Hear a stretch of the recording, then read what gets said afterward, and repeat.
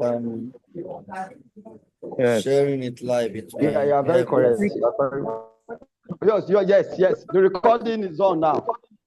I've been able to start Recording recording that. It's on. The recording is on. Yes.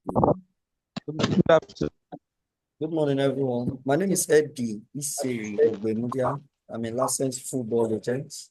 I'll be speaking to us shortly in the next few minutes on the subhead navigating contracts, transfer, and endorsements. This talk is actually towards players, club owners, and all those that actually deal with contract documentation. Now, as I mentioned earlier, is a talk that is actually focused on players, so I'll be mentioning players the more. As a professional footballer, one of the most important parts of your career is negotiating your contract. Whether you are signing with a new club or renegotiating with your current one, your contract sets out the financial reward you start to gain, all your obligation, or your long-term impact in your career. So when we're talking about navigating a football contract, another form of contract, we're talking about understanding the basics, the things you need to be aware of, the potential pitfalls, and also, in most cases, seeking professional advice as relate to contract negotiation. Now, what is the contract negotiation process? Before a contract is formally consummated, there are initial discussion, talking about salaries, bonuses, the duration of the contract, and also we now progress to an agreement in principle by the parties, which agreement will now be drafted by the parties in the form of an agreement that is written down. So it happens that when that is concluded, the parties will now come together again to review whatever that have been written down. If it is in tandem with whatever that earlier on been discussed, then they can now append their signature to make that contract valid. Okay.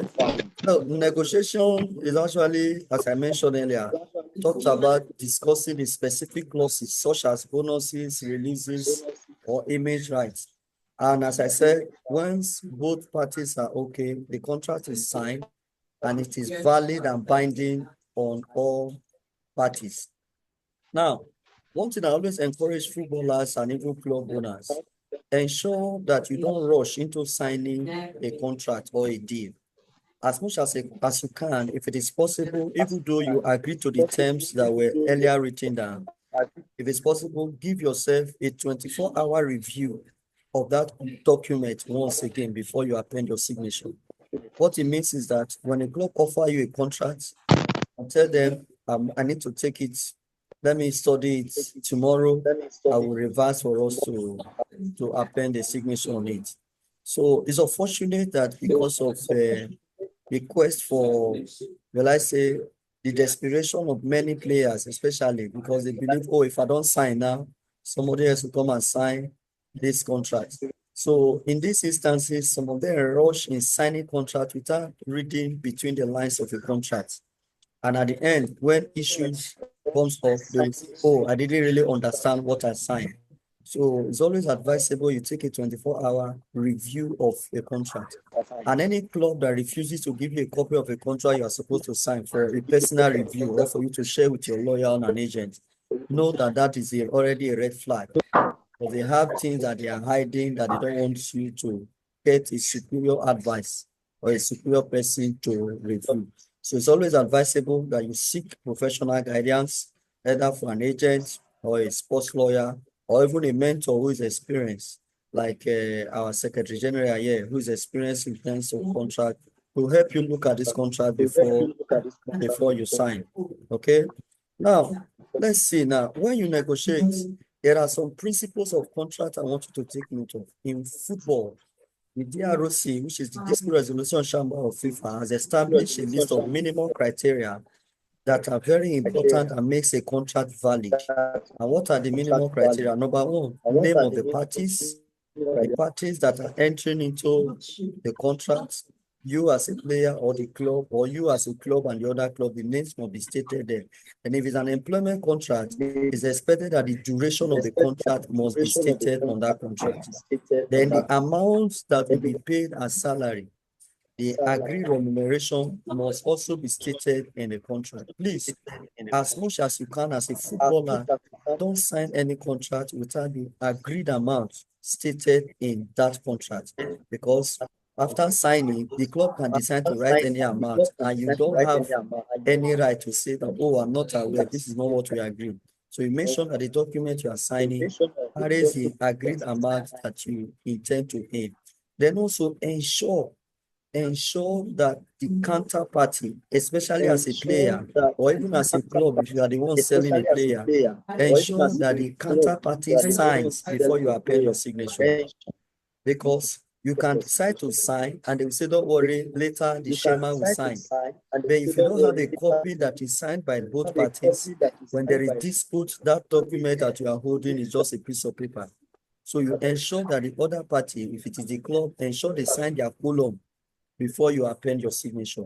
No matter whoever they said is the chairman or the GM, let that person sign his column first before you sign your column. Okay? Now, there are some elements that are not considered that because of them, the contract will be invalid. One of them is contract is subject to passing medical. Okay, I've actually had opportunity to be before the NFL Player Status Committee on several occasions. And one of the things I've also postulated before them is that a contract does not depend on the medical condition of the player, because the club ought to do their own medical, do their own research, and be sure that this person is fit to participate in professional football before they give or offer a contract to such a player to sign. So they cannot call that, okay, medically the player is not fit because of that, the contract is no longer valid. That does not take to it. Then secondly, non-registration of your contract with the league body does not invalidate the contract.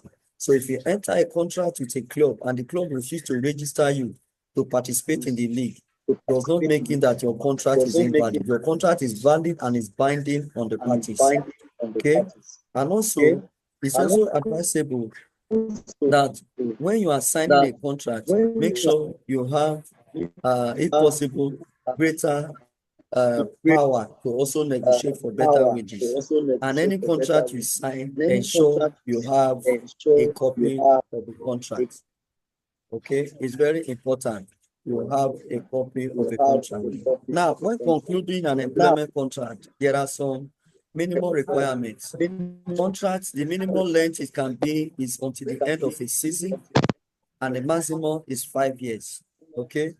Now, one thing I want to also share with you is background so that I can give you a few to ask questions. One thing is that as much as you can, especially a salary that is being stated you will be paid, make sure it is stated explicitly that it is either net. Because when they say they will pay you gross, that gross is inclusive of deduction. So, for example, they can tell you they will pay you gross of 500,000 naira. And that club can come in tomorrow that there are deduction of over 400,000 in that money. And what you'll be entitled to month end is just 100,000. So every salary you are being negotiating, make sure it is clearly stated that that is the net salary, NET is stated there, so that tomorrow when there are issues and the thing comes to arbitration, it will be stated that, okay, the club will not say, oh, there is tax, that is why the amount is like that. So there is also a responsibility by both parties of mutual obligation. Okay, players should understand that club could actually make them terminate contract by form of abusive conduct. Abusive conduct in the sense that telling a player to be training alone, or training when it is raining, or training when other players are not training. Those are reasons to terminate a contract. And also, another way is where we talk about sporting just cause. For example, you are engaged with a club and the club did not play you up to about 10% of the games in the season.